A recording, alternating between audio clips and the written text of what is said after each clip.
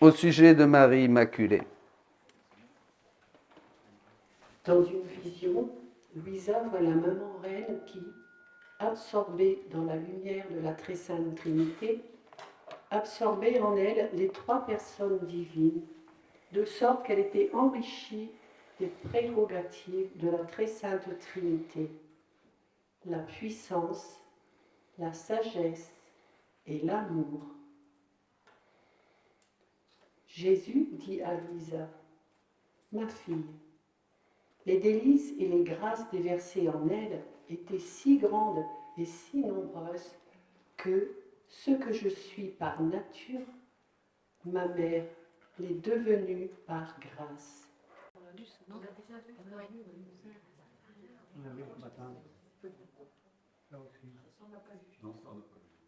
Voilà, Saint Joseph. Il dit que lui et sa mère préparaient la rédemption et ils ne se sont pas épargnés de sacrifices, de travaux, de vie, de prières. Ils préparaient la rédemption, ma mère et moi. C'est un seul anneau. Hein? Ils sont un. Pour ça que Marie n'est pas seconde, parce qu'elle ne fait qu'une seule et même chose avec Jésus pour la rédemption. Vous voyez, vous verrez bien dans les livres du ciel la différence entre le royaume de la rédemption, ce qu'a accompli Jésus et Marie sur terre, et le royaume de la divine volonté que Jésus annonçait, puisqu'il prêche le royaume. Le royaume est tout proche, hein, et il nous invite à entrer dans ce royaume. La Mère Céleste était là, dépositaire de la rédemption. Alors elle prit part à tous les sacrifices et douleurs de Jésus. Seulement, Saint Joseph savait tout cela, mais il n'a pas pris part à toutes ces douleurs. Oui, ça c'est dans le volume 21, vous voyez, parce que c'est progressif. Donc c'est comme je vous disais, c'est pas la peine de lire maintenant le volume 32, une référence qui éclaire quelque chose. Il faut lire de manière progressive.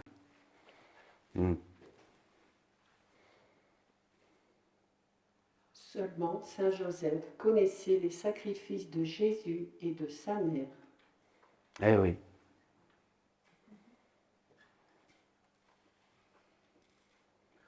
Dans le volume 24, Louisa se demande si Saint Joseph, qui vivait au milieu de lumière sans fin, était dominé par la sainte volonté.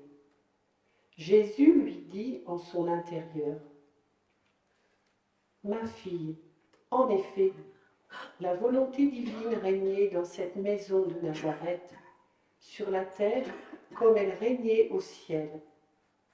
Ma maman céleste et moi-même ne connaissions aucune autre volonté, et Saint Joseph vivait dans les reflets de notre volonté. » Saint Joseph vivait dans les reflets, comme les saints dont nous avons parlé, qui vivaient à l'ombre de l'humanité, hein, disait le chapitre que nous avons médité. Jésus dit que pour être capable de dire qu'il y a son royaume, il doit avoir des ministres. Et même s'il avait Joseph comme le premier de ses ministres, cela ne constituait pas un royaume. Il devait avoir tout un peuple, avec une loi, la seule loi de sa volonté. Puisqu'il n'en était pas ainsi, explique encore Jésus, il n'avait pas le royaume de sa volonté quand il est venu sur la terre. Alors ça c'est important, Jésus explique qu'un roi va étendre son royaume en acquérant des peuples, hein, des nations, où il va instaurer ses lois, il va mettre sa monnaie avec l'effigie du roi, il va avoir ses sujets, il va envoyer ses ambassadeurs, ses ministres, sa police et tout ça. Et là, vous voyez, quand rappelez-vous les colonies par exemple, hein, on était en Afrique, on était là, on était à droite. Et là, vous voyez, c'était la France. D'accord ? Donc, qu'est-ce que fait un roi ? Il étend son royaume. Jésus, il dit, c'est pareil pour moi. Il veut étendre son règne et son royaume. Mais il a besoin de sujets. Et Marie, comme je vous le disais à midi à la messe, et Jésus ici, là, il le reprend, Ils n'ont pas de sujet. Il est roi tout seul, Jésus. Qu'est-ce qu'il a besoin, Jésus? De quoi a-t-il besoin pour avoir des sujets qui étendent son règne? Le Père étend son règne dans le Fils. Vous êtes d'accord? Au sein de la Trinité. Hein? Le règne ad extra de la Trinité, ça va être Jésus-Christ, premier-né de toute créature. Mais Jésus est roi tout seul. Il n'est pas roi des rois, comme dit l'Apocalypse. Il lui faut des sujets de même nature que lui. Pas des chats, pas des chiens. Et oui, et pas non plus des hommes et des femmes qui ne vivent pas dans la divine volonté. Vous vous rappelez le catéchisme? Il faut des êtres qui partagent parfaitement la même nature que la bienheureuse Trinité, c'est-à-dire union de volonté, même vie, même attribut. À ce moment-là, quand vous allez entrez dans la divine volonté, le règne de Jésus s'étend et il est roi des rois. Il est roi et Marie a plein de reines. Et c'est le triomphe de son cœur immaculé. Vous voyez c'est la théologie qu'il y a derrière, c'est extraordinaire. Le règne du Christ, c'est vous. Si vous dites non, eh ben, il y en a d'autres qui... Voilà. Est-ce que vous voulez être le règne du Christ? Eh bien, c'est seulement en accueillant la divine volonté que Jésus va pouvoir étendre ce règne et, à travers vous, multiplier sa vie, multiplier ses œuvres comme on a vu. Vous imaginez, c'est extraordinaire. Voilà, et pareil pour la Vierge Marie. Quand il est venu sur terre, il n'y avait personne. Il est mort, il est ressuscité.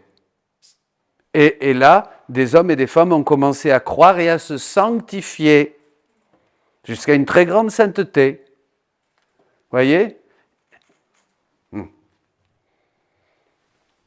Il dit, notre royaume était seulement pour nous, parce que l'ordre de la création et la royauté de l'homme n'étaient pas restaurés.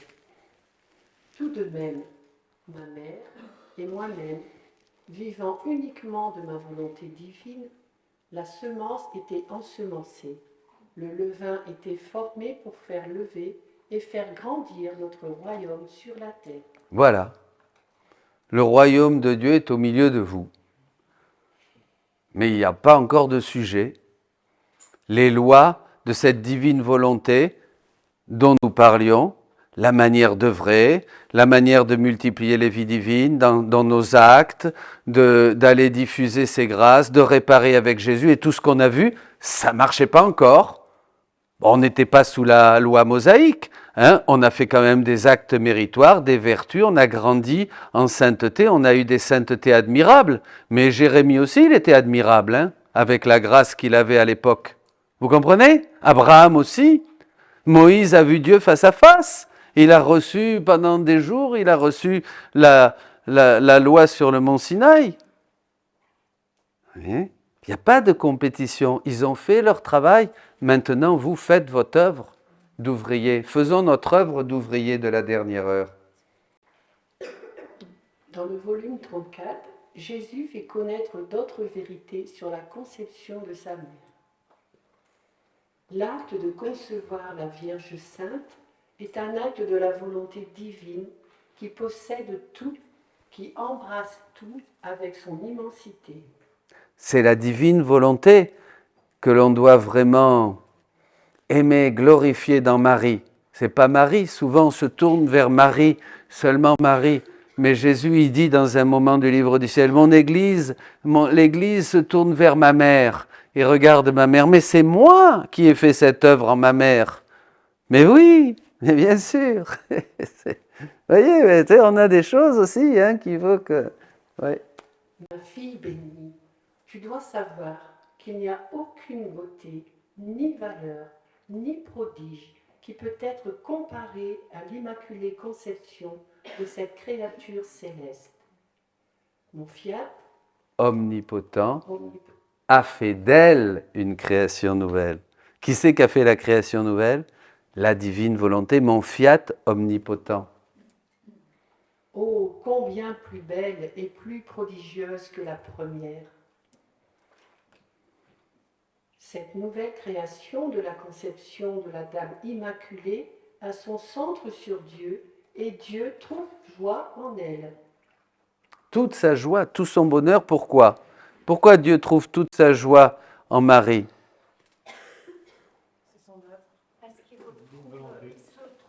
Parce qu'il se retrouve lui-même. Et il nous dit ça à chacun quand nous communions, quand nous faisons nos actes. Il dit à Louisa, je veux me retrouver en toi. Je veux trouver ma divine volonté en toi, œuvrante. Et là, je suis heureux. Là, je me repose en toi. Tu es un autre ciel pour moi. Et je peux agir, dit Jésus, aussi bien du ciel, de la Trinité au ciel que de la Trinité en elle. C'est la même chose pour lui, il dit. Il a d'autres QG. Il a tous ces QG que nous sommes si nous vivons et nous acceptons de vivre dans le royaume de la divine volonté. Vous vous imaginez? C'est merveilleux. Et là, il nous envoie par toute la terre. Et il nous dit, allez, faites des disciples. Invitez-les à vivre dans mon royaume, invitez mon royaume, allez chercher les boiteux, les mauvais, les méchants. Si les justes ne veulent pas rentrer, si ceux qui sont bons, que s'ils se disent bons et que se disent saints ne veulent pas venir, allez chercher les bons et les mauvais. Vous vous rappelez la parabole? Et tous rentrèrent au dernier moment dans le royaume. Hein? Évidemment, comme ils étaient un peu crades, on leur mettait un vêtement, ils étaient tout beaux. Eh bien oui, hein? Il y en avait un qui n'a pas voulu, il est rentré par filou celui-là, il a voulu rentrer avec sa volonté. Dehors, vous inquiétez pas, Jésus va vous remettre un beau vêtement pour rentrer pour la fête des noces. Si tu veux être assis à la table du roi, là quand même, le roi il est là-bas avec ses convives, et tout ça, le petit comité du roi. Et là, il faut que tu parles le langage du roi. Vous voyez la différence ? Si tu ne parles pas le langage du roi, qu'est-ce que tu vas lui dire? Il va t'asseoir à côté du roi ou de la reine, tu vas être là tout couillon. Ils vont parler de choses grandes et tout ça, toi tu comprends que dalle, tu vois, et tu te sens pas bien. Donc non, merci. Venez vous approcher, non, ça va, oui, non, je suis bien là, je reste avec les miens. Hein. Voilà, ceux qui ont reçu le beau manteau propre, là, bon c'est sûr, ils ont été parfumés, lavés, tout ce que tu veux, hein, mais à la table du roi, pas encore. Et alors, mais oui, mais vous rigolez, mais qu'est-ce qu'il faut pour aller à la table du roi? Parler le langage du roi, les choses du ciel, les connaissances du ciel. C'est là l'importance des connaissances de ce que Jésus nous révèle. C'est fou ça, hein? Ah oui, c'est grand, vous savez, c'est grand, c'est beau, c'est beau, c'est beau.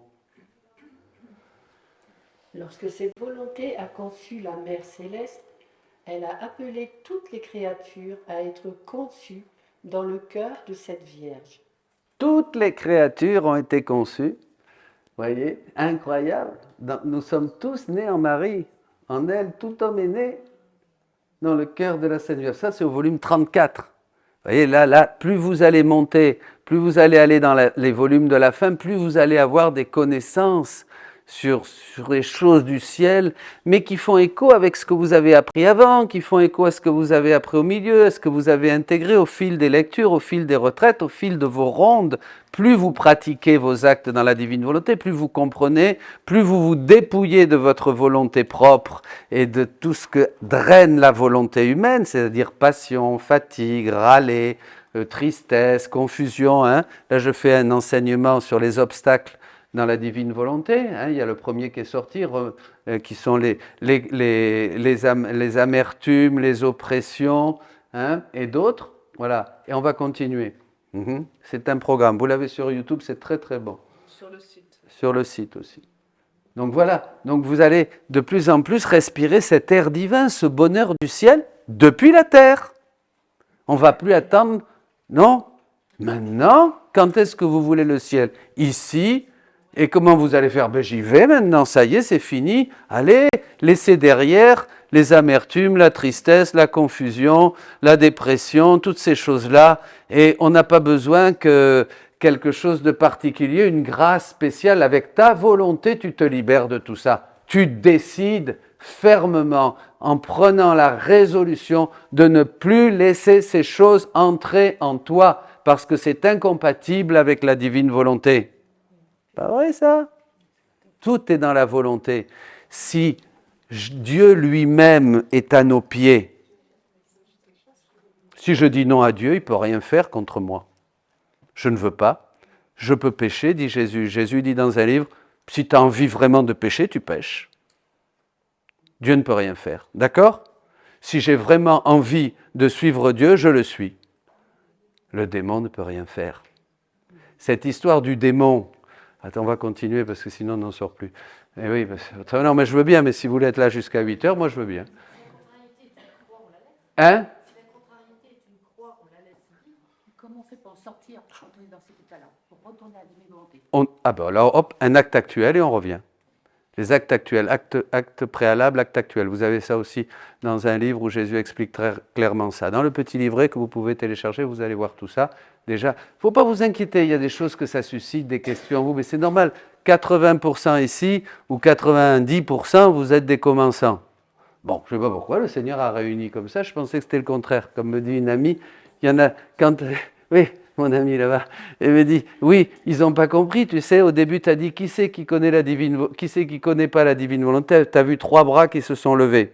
Alors je me suis dit, ouais, non, génial, elle m'a dit, non, alors là, on va partir sur les fondamentaux, ça va être du costaud. Hein. Et en fait, je me suis trompé. C'était les 3 seuls qui connaissaient la divine volonté. Donc, vous voyez, mais non, mais c'est bien. Merci, alléluia. Moi, je suis content. Hein. Ça ne change rien pour moi. Et je suis heureux que vous commencez. Mais maintenant, commencez parce que vous avez eu un enseignement clair.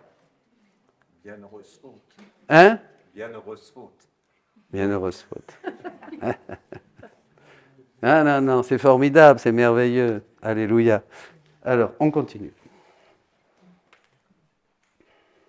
Mais cela n'était pas suffisant pour l'amour divin. Il a voulu que cette mère très sainte soit conçue dans chaque créature, afin que chacune ait une maman pour elle et ressente sa maternité dans les profondeurs de son âme. Ah, c'est magnifique ça, c'est ce que je disais, c'est extraordinaire. Vous comprenez pourquoi Marie naît en vous? Pourquoi? Ah, je l'ai dit, hein, à midi. Non. Pourquoi Marie naît en nous? Qu'est-ce qu'elle va faire en nous? Il va nous faire connaître son fils. Pour faire grandir qui? Son fils, Jésus. Jésus, pour faire grandir Jésus en nous. Nous, c'est pas nous qui grandissons. Nous grandissons dans la mesure où grandit en nous la vie divine. Cette vie divine qui a été semée au baptême va grandir en nous et Marie va nous aider à faire grandir en nous Jésus. Elle va nous apprendre à nous occuper de Jésus. Jésus revit tout en nous. Si vous le laissez revivre sa vie, comme on a dit, hein, répéter sa vie en vous, comme le dit le catéchisme et comme l'explique Jésus en long, en large et en travers dans tout le livre du ciel, eh bien, cette vie de Jésus va grandir parce que vous allez le consoler, parce que vous allez vous occuper de lui. Je vous répète quelque chose de très important. Celui qui a des oreilles pour entendre, qu'il entende. Quand on décide de vivre dans la divine volonté, on ne s'occupe plus de Bibi. C'est fini, Bibi. C'est fini, mes petites guérisons, mes petits machins. Oh, je suis pas bien, et tout ça. C'est fini. Mes petits potes après la messe, hein, au café du coin, ou je sais pas moi, hein, après la messe. Hein. Et puis, non, mais vous voyez, je caricature, bon, on m'en rigole, mais il y en a qui sont sérieux, ils n'aiment pas la rigolade. Hein. Ou quelquefois, alors je me fais tomber dessus. Et ouais, vous avez dit ça. Mais non, mais il faut écouter, il faut être souple, c'est vrai. Bon, alors, On se descend. oui, ce qui est très, très, très important, Marie naît en vous, naît en nous pour nous apprendre à nous occuper de la vie de Jésus. Mais vous savez ce que c'est, s'occuper de Jésus? Moi, j'ai eu un petit enfant à la maison, là, quand je vais. Alors, moi, t'arrives, t'es prête, t'es fatiguée, maman, je voudrais manger. Attends, il y a le petit qui dort. Ah bon, d'accord, merci. Maintenant, je voudrais... Non, va pas aux toilettes parce que tu vas le réveiller. Ah, ok, d'accord. Hein? Non, mais j'exagère, mais c'est un peu ça. Parce que, non, il y a un petit qui est dans la maison. Non, mais quand même, il ne faut pas faire de bruit. On marche sur la pointe des pieds. Vous voyez, on marche sur la pointe des pieds. Chut, non, le téléphone, non. Hein? Et oui, parce qu'il est là, 2-3 heures, il dort, et puis bon, quand il se réveille. Vous voyez ce que je veux dire? C'est quand même exigeant. Eh bien, c'est beaucoup plus exigeant de s'occuper de Jésus. Nous n'avons pas idée que Jésus est infusé en nous et qu'il est câblé avec toutes nos émotions, toutes nos pensées, tous nos désirs, toutes nos paroles. Je vous disais ce matin, tout ce que vous faites le ressent Jésus, parce que comme il est la source de vos pensées, la source de vos paroles, la source de vos mouvements, la source de tout ce que vous projetez de faire, il ressent tout. Si ça va dans sa divine volonté, vous le soulagez et vous travaillez avec lui. Mais si vous êtes en train de râler, de pleurnicher, de juger, de dire un gros mot, je ne sais pas quoi, il le ressent et c'est des convulsions. Je l'ai dit ce matin, c'est dans un texte très important que vous avez sur un volume et dans un enseignement. Je suis dans la créature, mais je vis un cauchemar. C'est la passion de Jésus est en toi parce que tu ne penses qu'à toi. Je ne pense qu'à moi dans tout ce que je fais. Et ça, on n'a pas du tout idée de ça.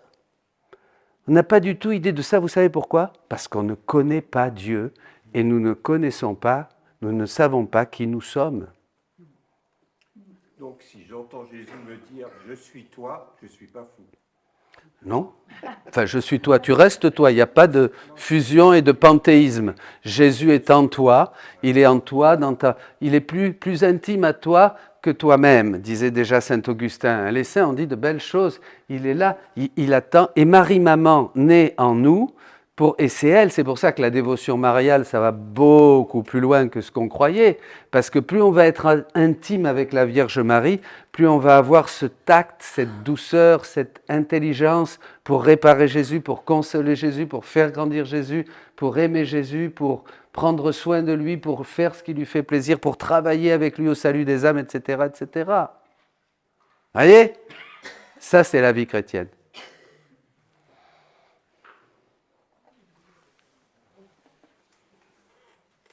La Vierge Mère est à la disposition de chaque créature pour l'élever, la guider, la libérer des périls et, avec son pouvoir maternel, la nourrir du lait de son amour et de la nourriture avec laquelle elle-même a été nourrie, le divin fiat. Elle nous nourrit de la même nourriture avec laquelle elle a été nourrie et avec laquelle elle a nourri son Fils. Et son Fils se nourrit, c'est-à-dire de la vie divine. Et cette vie divine, nous la produisions à chaque acte que nous faisons dans la divine volonté. L'aliment pour faire grandir cette vie divine en nous vient de nos actes dans la divine volonté. Parce qu'il n'y a que Dieu qui peut nourrir Dieu. Ce n'est pas nos bonnes actions, nos petites œuvres de charité. Vous pouvez les faire, mais dans la divine volonté. Dieu ne peut être alimenté que de divin. Jésus aussi dit ma nourriture. Ma nourriture est de faire la volonté de celui qui m'a envoyé. Tout à fait. Tout à fait, tout à fait. Et comme Grignon de Montfort parle de tout faire passer par les mains de Marie. Oui, c'est prophétique. Non, c'est pas ça, mais c'était très prophétique. Saint Louis-Marie Grignon de Montfort a bien sûr un message prophétique. D'ailleurs, il parle des saints des derniers temps, qui seront beaucoup plus grands que les cèdres, qui seront comme les cèdres du Liban. Vous vous rappelez? Et Jésus va parler aussi des saints dans la divine volonté, qui sont des soleils par rapport aux étoiles des saints d'avant. Les saints d'avant vont être des étoiles qui vont parsemer le ciel d'une grande beauté, bien sûr, mais les saints dans la divine volonté, c'est-à-dire vous qui commencez aujourd'hui, vous serez des soleils. Eh oui, continuons. La divine volonté se réjouit de voir chaque créature en cette mère qui aime Dieu pour tout et au nom de tous. Pour tous et au nom de tous. Voyez comment se réjouit Dieu? Il se réjouit de voir chaque créature en Marie, aimant Dieu comme Marie, pour tous, au nom de tous. Tous les actes de la Vierge Mère sont dans le divin fiat. Elle couvre et cache tous les actes de ses enfants dans les siens, les couvre de triomphe et de victoire. Elle présente à Dieu comme sa conquête. Tous trouvent en cette mère ce qu'il faut comme support, aide, protection. Indispensable, il nous faut une mère. Voici votre mère. Le livre bleu là, de la Vierge Marie dans le royaume de la divine volonté, procurez-vous-le. Ça c'est Marie a cette place incomparable. Elle a aussi en dépôt tous les trésors du royaume de la divine volonté. Mais ça n'a pas été sa mission. Elle a tout en dépôt, la rédemption et le royaume de la divine volonté, Marie. Mais elle s'est occupée du royaume de la rédemption et c'était à Louisa C'est Louisa qui devait révéler ce royaume. Mais ce royaume était en dépôt en Marie. Elle est incomparable, elle ne fait qu'une seule et même chose avec Jésus. Vous comprenez? Bon.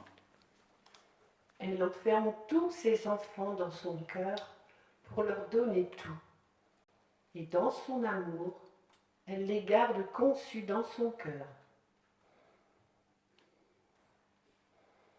C'est pour Dieu une scène émouvante qui ravit et enchante, un prodige entre le ciel et la terre. Les richesses d'amour, de grâce, de sainteté ont été obtenues par elle par plusieurs sacrifices héroïques. Elle nous a tout obtenu. C'est grâce à Marie que le Verbe s'est fait chair. Marie a dû accomplir, je vous disais ce matin, et achever tout ce qui manquait d'actes pour que le Verbe vienne. Pareil, alors je ne vais pas expliquer ça maintenant, pareil, Louisa va achever toutes les formes de sainteté, tous les actes aussi que fait l'Église depuis 2000 ans en répétant le Notre Père. Il fallait tout ça. Ce n'est pas une question de comptabilité, mais en Dieu, tout est parfait. Dieu donne quelque chose, mais il faut qu'il y ait une correspondance. Vous comprenez? Pour que vienne le règne de la divine volonté sur terre, il a fallu attendre une plénitude. Il a fallu que Dieu ait un nombre d'actes, de demandes, voyez, fait depuis 2000 ans déjà par tous ces saints que nous aimons et qui nous ont accompagnés. Mais Louisa a achevé. On peut comparer, comme je vous disais, Louisa, elle a construit le royaume de la divine volonté. Voyez, et nous, on achète la maison. On n'a pas à refaire. On n'a pas. Louisa, c'est pour ça qu'elle a vécu des souffrances qui sont inimaginables. Hein, aucun saint n'a souffert ce que Louisa a souffert. Parce que c'est là, bon, on ne va pas parler de ça maintenant, mais c'est absolument impressionnant. Mais elle l'a fait parce qu'elle était chef de mission. Je donne d'abord les choses à une personne, vous vous rappelez? Et nous, maintenant, on prend le train après Louisa. Mais il faut toujours qu'il y ait un nombre d'actes. Le Père ne pouvait pas donner le Rédempteur sans que ça soit cette plénitude des temps à venue de Jésus.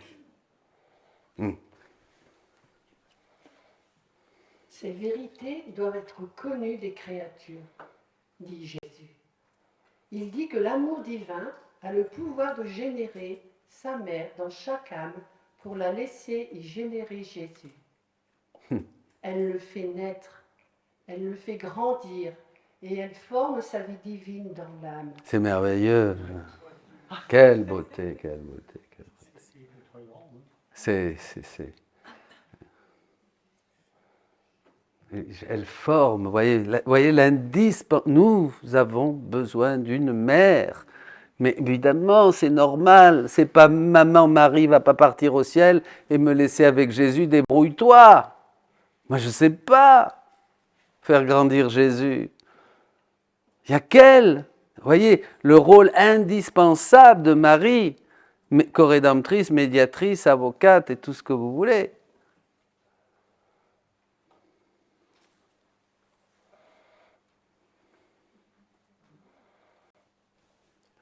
La reine souveraine a hérité la fécondité. La maternité humaine est divine. Elle a hérité la parole du Père céleste. Elle a hérité toutes les générations humaines et les humains ont hérité tous les biens de cette mère céleste. Les trésors de la mer appartiennent aux enfants. Disait Thérèse. C'est beau ça, là, bon, il y a plein de choses à dire, on continue. Voilà donc le règne, Marie, la reine du ciel, a hérité toutes les générations humaines.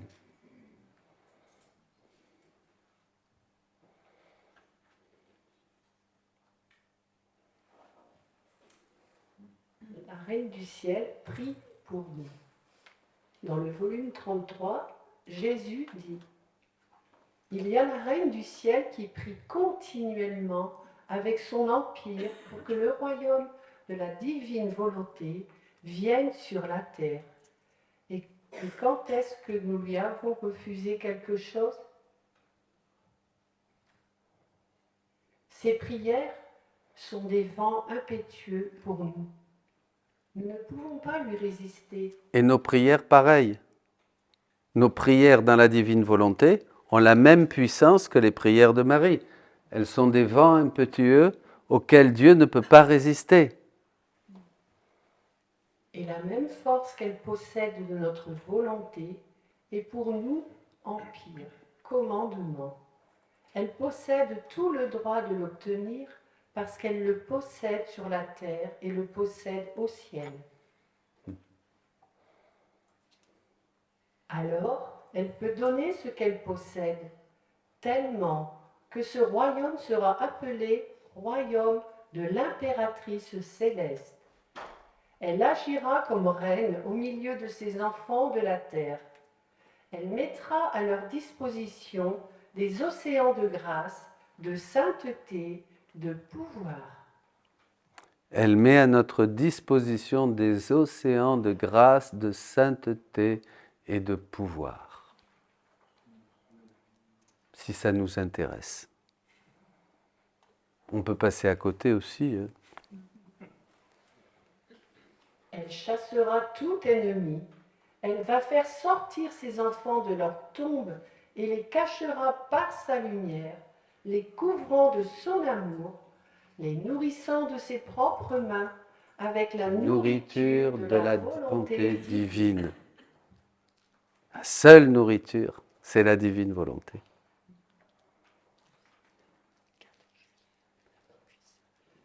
Hein? 14 juillet, feu d'artifice. Eh oui. Un feu d'artifice. Seulement la Reine céleste possède la vie et les œuvres de divin fiat. Alors personne ne peut l'égaler. La Mère céleste aime Dieu pour tous. Dans le livre du ciel, Jésus affirme que la Reine immaculée n'a pas vécu un instant sans aimer Dieu. En l'aimant tellement et sans cesse, elle a été capable d'aimer Dieu pour tous et capable d'aimer tous sans jamais cesser. Elle possédait l'océan de bonheur parce qu'elle possédait autant de vie d'amour pour chaque créature qui a existé et qui existe.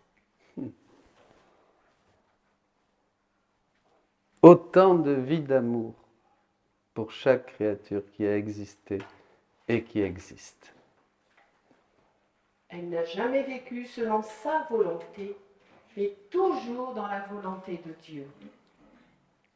Alors, elle a formé plusieurs vies de la volonté de Dieu, de sorte qu'elle peut donner à chaque créature une vie d'amour et une vie de la divine volonté.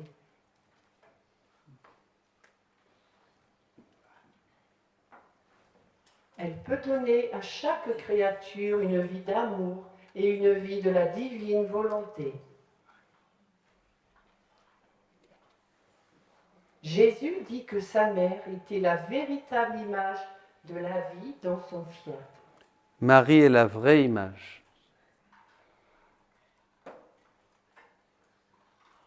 Tu dois savoir que dans toute l'histoire du monde, 2 personnes seulement ont vécu de la volonté divine, sans jamais faire la leur, et ces 2 sont la souveraine et moi-même.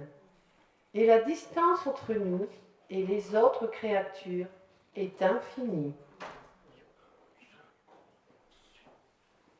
De volume 19, elle vivait si parfaitement dans ma volonté qu'elle n'a rien fait d'autre que de recevoir continuellement de Dieu ce qui était nécessaire pour elle afin de vivre dans la volonté suprême.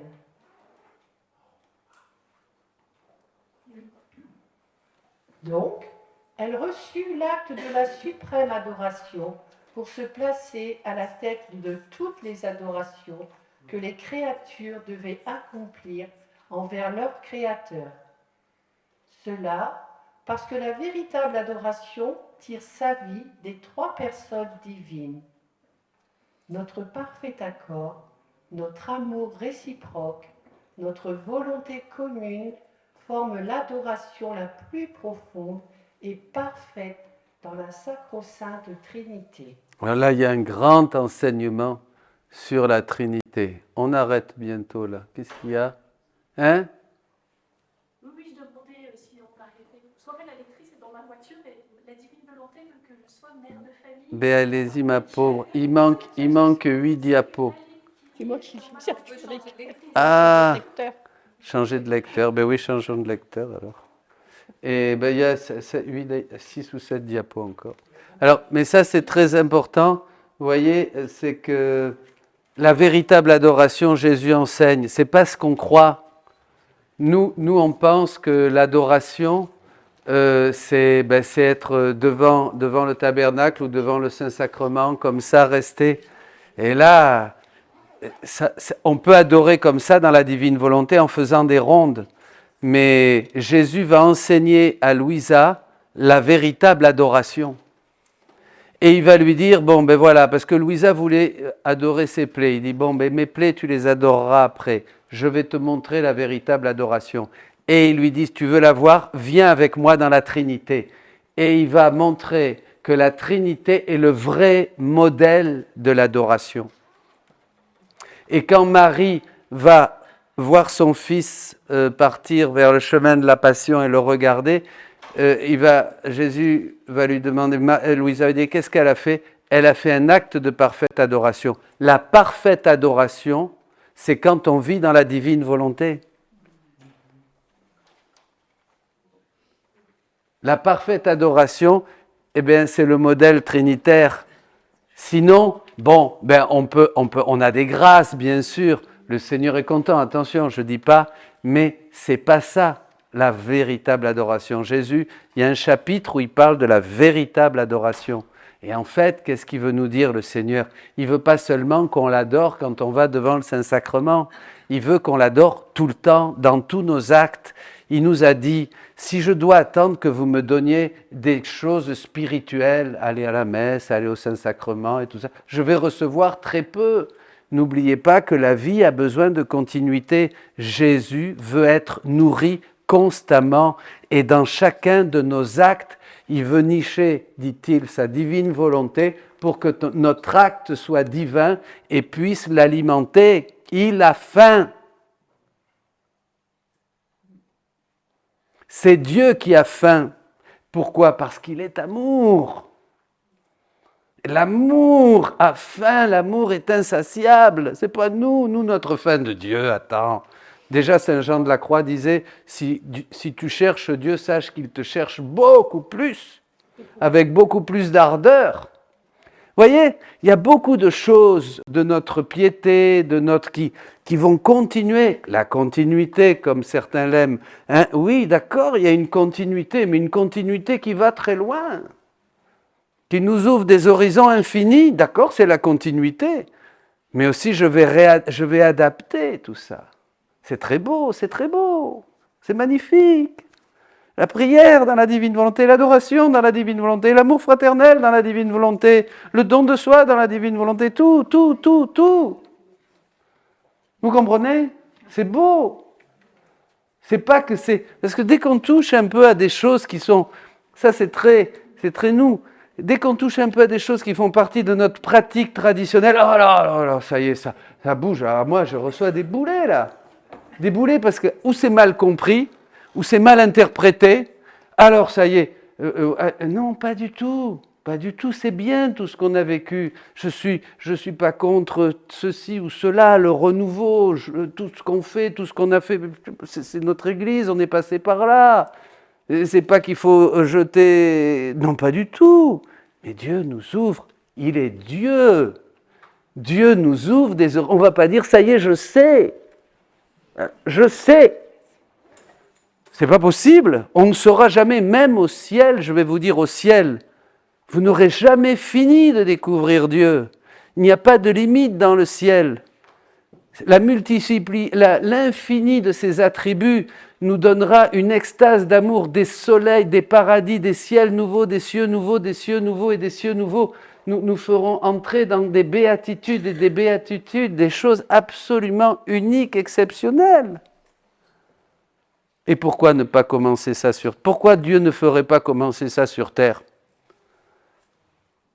Dites-moi, pourquoi sur Terre on resterait fixé sur nos traditions uniquement et sur ça, et ah non, ne touche pas, hein, ça c'est comme ça qu'il faut faire. Ah, sur Terre, ah puis après, bon, ça changera, mais au ciel. Ça ne tient pas debout. Le livre du ciel nous parle des choses du ciel, disait l'apôtre. Pour commencer à nous ouvrir.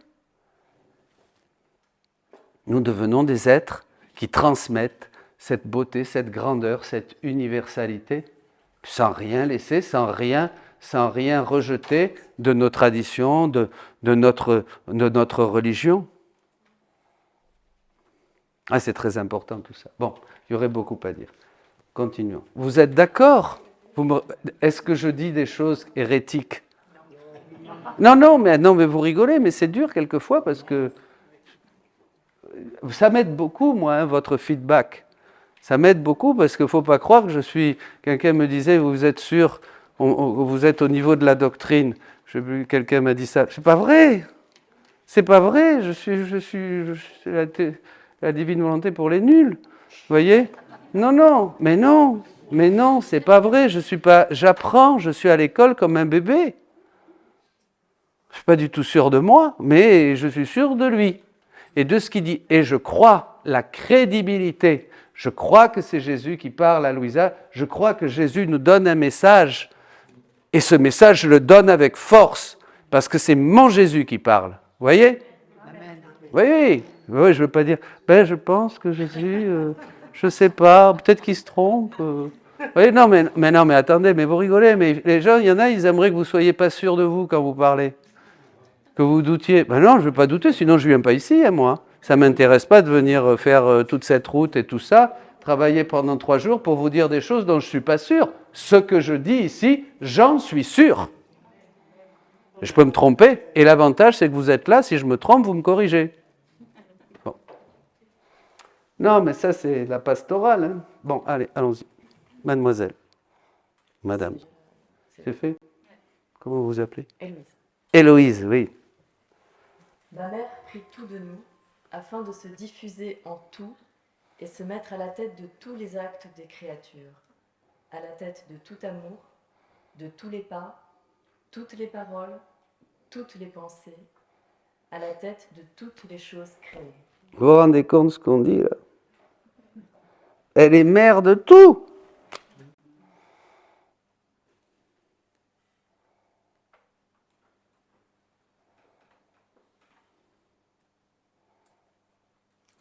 À la tête de tous nos actes. Bon, enfin, on peut passer là parce que c'est trop grand. Allez-y. Le Créateur s'est déversé sur elle en lui donnant tout l'amour nécessaire afin qu'elle ait suffisamment d'amour pour être capable d'aimer pour tous, qu'elle puisse adorer d'une façon divine pour tous et suppléer pour tout ce qui est dû par tous. Sans cela, il n'aurait pas été vrai que la Mère Céleste surpassait tous en sainteté, en amour, mais seulement une façon de parler. Voilà, une façon de parler. Du blabla. Elle met à notre disposition des océans de grâce, de sainteté, de pouvoir. Une prière inspirée de Le Livre du Ciel. Avec la Mère du Ciel, je veux vous adorer, vous glorifier, vous remercier, vous aimer pour tous et au nom de chacun. Je veux suivre pas à pas ce qu'elle est avec vous, pour recevoir l'attitude divine et être capable de garder en moi une adoration qui s'exprime pour tous, une gloire qui se diffuse sur toutes les choses créées, un amour qui parle pour tous ceux qui aiment. Que c'est beau. Dans le volume 19, Jésus parle de sa mère et il explique à Louisa pourquoi il ne lui a pas enlevé plus tôt le germe de corruption. Ma fille, tout a été établi, l'époque et le temps, de même que la rédemption, pour faire connaître ma volonté sur la terre et qu'elle y règne.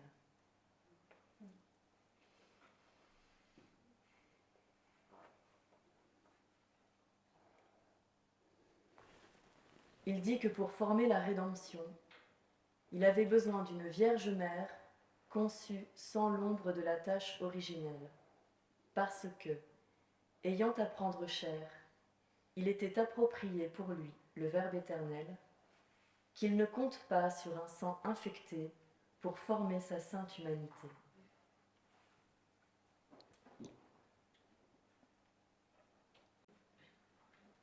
Mais pour faire connaître ma volonté, afin qu'elle règne sur la terre, il était nécessaire que je choisisse une seconde mère, selon l'ordre de la grâce, pour assurer le règne de ma volonté. Et cette seconde mère, c'est Louisa.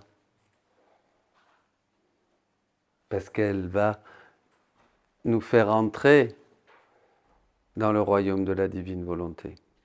Mais ça n'enlève rien à la Vierge Marie.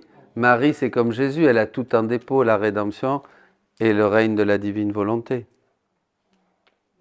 Mais Louisa a dû tout revivre, compléter, et une seconde mère, et Jésus va dire, quand Louisa fait ses actes, quelquefois il va s'approcher, il va se jeter à son cou, il va dire « Maman, ma maman, ma maman ».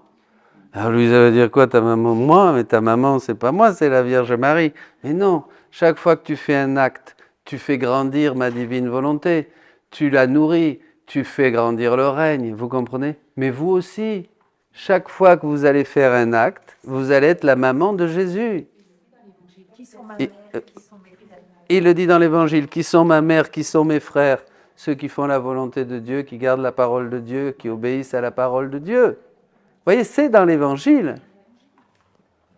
C'est merveilleux, c'est merveilleux. Vous voyez la lumière, c'est fou, la lumière que la divine volonté donne sur les Évangiles. Mais vous allez voir que la parole de Dieu va prendre vous allez avoir des lumières. Moi, je peux dire qu'en 25 ans de sacerdoce, il y avait des passages de l'Évangile où vraiment je me dis, attends, qu'est-ce qu'il veut dire Jésus? Et puis j'allais chercher dans les pères, dans les docteurs, dans les saints, et on trouvait des bribes. Je me souviens que même on avait une chaîne de versets évangéliques où on avait toutes les citations des docteurs et des saints de chaque verset de l'Évangile. Tout s'y passait. Mais maintenant, avec le livre du ciel, tout est là, ça, c'est une source. On comprend l'Écriture, le Nouveau Testament, comme à la lumière du Nouveau Testament, on comprend l'Ancien Testament. C'est pour ça que le livre du ciel est appelé l'Évangile du royaume de ma divine volonté. Parce que la lumière du livre du ciel te donne une lumière sur le Nouveau Testament, mais impressionnante. Toutes les paraboles, les guérisons, Jésus explique tout. Il dit même qui était à droite et qui était à gauche. Bon. C'est beau, hein? Merci Seigneur. Alléluia. Te choisissant Pour cette mission de ma volonté selon l'ordre naturel, je t'ai tiré du lot commun. Mais pour la dignité de ma volonté, selon l'ordre de la grâce, je dois t'élever au point de ne laisser dans ton âme aucune ombre d'infection qui pourrait provoquer une réticence de ma volonté à régner en toi. C'est incompatible. C'est pas une question que non, il faut que tu sois propre. Bon, c'est pas ça. C'est qu'il y a une incompatibilité de nature. La nature de la divine volonté ne peut pas coexister avec la nature humaine. Il faut que la nature humaine soit complètement purifiée. Vous voyez? Et ça, c'est tout le chemin que Jésus va enseigner à Louisa et qui nous enseigne dans les 10 premiers volumes et aussi par la suite. Et ça sera ça au moment de la mort pour arriver au ciel. Et ce qu'on n'a pas fait, on le fera après. C'est le purgatoire. Où on va se dépouiller, mais passivement. Donc sans mérite. Tandis qu'ici, on peut se dépouiller avec mérite. De même que le sang pur de la Vierge Immaculée était nécessaire pour former mon humanité, afin de permettre la rédemption de l'homme, ainsi sont requises la pureté, la candeur, la sainteté, la beauté de l'âme, afin de pouvoir former en toi la vie de ma volonté. En formant mon humanité dans le sein de ma maman, cette humanité s'est donnée à tous. C'était prévu pour ceux qui me veulent comme moyen de salut, de lumière, de sainteté. Donc, cette vie de ma volonté formée en toi se donnera à tous pour se faire connaître et exercer sa domination. Si j'avais voulu t'exempter de la tâche originelle, comme pour ma Mère céleste, pour laisser ma volonté prendre vie en toi, personne n'aurait cru que ma volonté pourrait régner en eux. Ils auraient dit, il faut être une seconde mère de Jésus pour obtenir ces privilèges, afin de voir la vie de la volonté suprême régner en nous. Tandis que, sachant que tu es de leur souche, conçu comme eux, la désirant, ils peuvent aussi la voir, en cédant de leur bonne volonté de connaître la volonté suprême, et savoir ce qu'ils doivent faire pour la laisser régner en eux. Et oui, il fallait quelqu'un de notre souche. Jésus dit dans un autre endroit, si ça avait été... Sachant les bienfaits qui leur viennent, le bonheur terrestre et céleste qui a été préparé d'une façon particulière pour eux, ils laisseront ma volonté régner. Qu'est-ce qui va laisser cette volonté régner en nous, ce désir que nous allons avoir, d'où il va venir? Eh bien, c'est justement en découvrant les bienfaits et le bonheur terrestre et céleste qui est une conséquence de notre décision de vivre dans la divine volonté. Vous allez, c'est là que le disait le monsieur, là. Hein, tout de suite, on a envie de continuer. Mais Jésus, l'interrompant, affirme, « Ma fille, notre devoir a été pleinement réalisé. Sois attentive au tien, c'est ta tâche. D'autant plus que moi et la reine souveraine, nous sommes invulnérables aux peines. Nous sommes dans un état d'impassibilité et de gloire complète. Et dès lors, les peines nous sont étrangères. »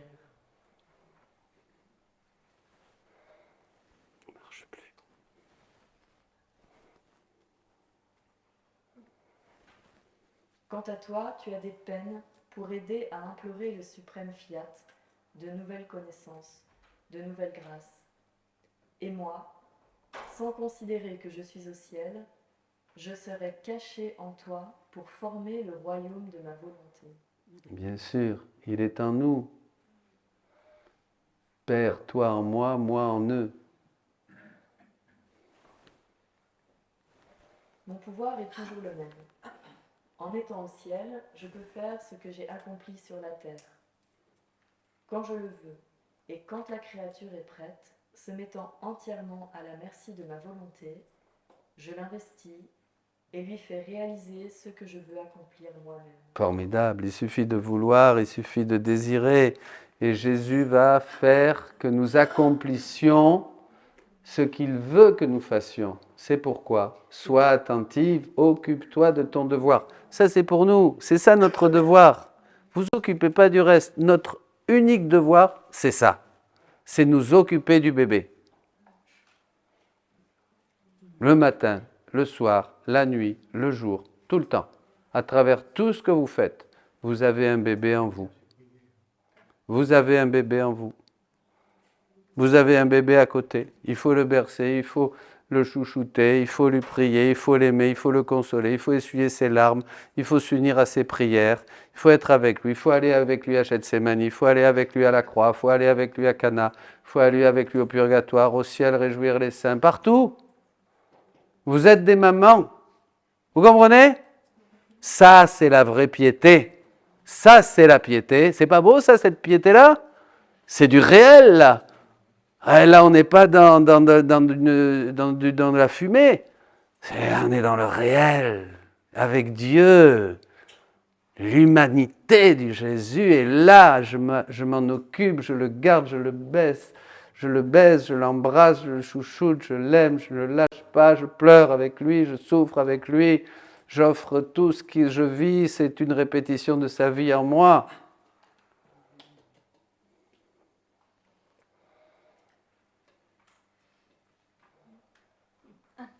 Je t'aime. Notre Mère du Ciel possédait l'océan de bonheur parce qu'elle possédait autant de vie d'amour pour chaque créature qui a existé et qui existe. Jésus dit, elle peut donner à chaque créature une vie d'amour et une vie de la divine volonté.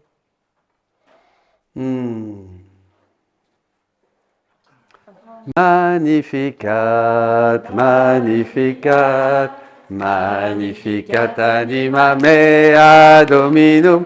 Magnificat, magnificat, magnificat anima mea. Magnificat, magnificat, magnificat anima mea Dominum. Magnificat, magnificat, magnificat anima mea.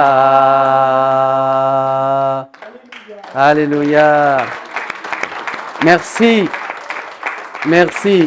Merci pour votre amour, merci pour votre prière. Pardon pour toutes les manques de compréhension, les mauvaises explications, ce qui a été déficient, mais voilà, tous dans l'amour. Je vous aime. À bientôt.